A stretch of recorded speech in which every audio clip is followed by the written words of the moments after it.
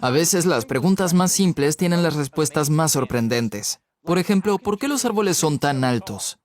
Es una pregunta que ni siquiera parece necesitar respuesta. Los árboles son altos y punto. Algunos miden más de 100 metros. ¿Y por qué deberían tener un límite? Les diré por qué.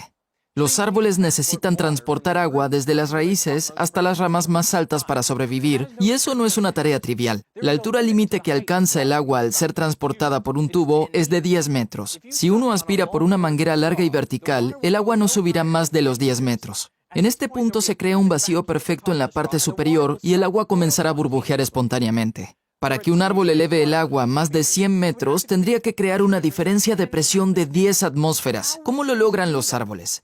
Cuando me planteé este tema, mucha gente me dijo que la respuesta es la transpiración. Y sucede cuando el agua se evapora de la hoja, arrastrando las moléculas de agua que vienen detrás. Ese es el mecanismo que un árbol usaría para crear succión, pero no ayuda a superar los 10 metros. La presión más baja alcanzable es la del vacío puro, pero imagino que eso no sucede dentro de las hojas de los árboles, ¿verdad? Así es, Hank. Uno podría sospechar que un árbol no contiene tubos continuos como la manguera.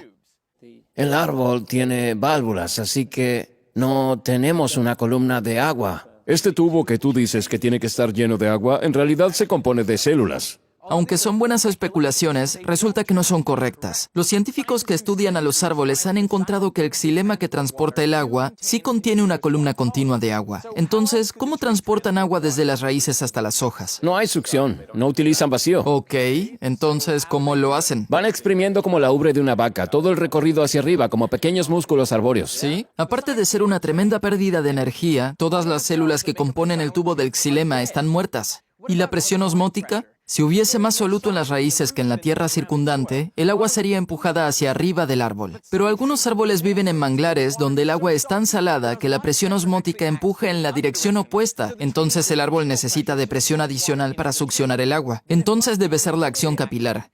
Cuanto más angosto es el tubo, el agua llega más alto. Pero los tubos en un árbol son demasiado anchos. Con diámetros de 20 a 200 micrómetros, el agua podría elevarse menos de 1 metro. Entonces, ¿cómo lo logran los árboles? Bueno, uno de los supuestos que teníamos está mal. La presión más baja alcanzable es la del puro vacío. En un gas, esto es cierto. Al eliminar todas las moléculas de gas, la presión es cero y se obtiene un vacío perfecto. Pero en un líquido, se pueden obtener presiones menores a cero y conseguir presiones negativas. En un sólido, pensaríamos esto como tensión. Esto significa que las moléculas están tirando unas a otras y a su entorno. Mientras el agua se evapora por los poros de la pared celular, se crean presiones negativas inmensas de menos 15 atmósferas en un árbol promedio. Pensemos en la interfase aire-agua en un poro. Hay una atmósfera de presión empujando desde el exterior y menos 15 atmósferas de succión del otro lado. Entonces, ¿por qué no se rompe el menisco? Porque los poros son diminutos. Tienen solo de 2 a 5 nanómetros de diámetro. A esta escala, la alta tensión superficial del agua asegura que el límite aire-agua pueda soportar presiones enormes sin romperse. Cuando descendemos por el árbol, la presión aumenta hasta llegar a 1 atmósfera en las raíces. Entonces puede haber una gran diferencia de presión entre la parte superior y la inferior, porque en la parte superior es negativa. Pero espera, si la presión en la parte superior es menos 15 atmósferas, ¿no debería hervir el agua? Sí debería. Pero el cambio de fase de líquido a gas requiere energía de activación. Esta podría suceder por la nucleación como una mini burbuja de aire. Por eso es tan importante que los tubos del xilema no contengan burbujas de aire, y lo logran porque, a diferencia de una manguera, siempre han estado llenos de agua. Así el agua permanece en estado líquido metaestable cuando en realidad debería estar hirviendo, como el agua superenfriada que permanece líquida cuando debería ser hielo. Entonces podría decirse que el agua de un árbol es supersuccionada porque permanece líquida con presiones muy negativas. ¿Y por qué los árboles elevan toda esta agua? Quiero que adivinen, díganlo en voz alta.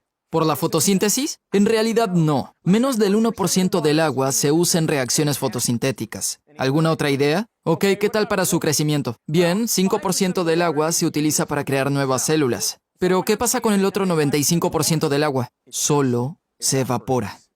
Por cada molécula de dióxido de carbono que un árbol recibe, pierde cientos de moléculas de agua. ¡Wow! ¿Puedes creer lo increíble que es esto? Los árboles crean presiones negativas enormes de decenas de atmósferas, evaporando agua a través de nanoporos, succionando agua hasta 100 metros que debería hervir, pero no lo hace porque en los tubos perfectos del xilema no hay burbujas, y solo para que la mayor parte se evapore en el proceso de absorber unas pocas moléculas de dióxido de carbono.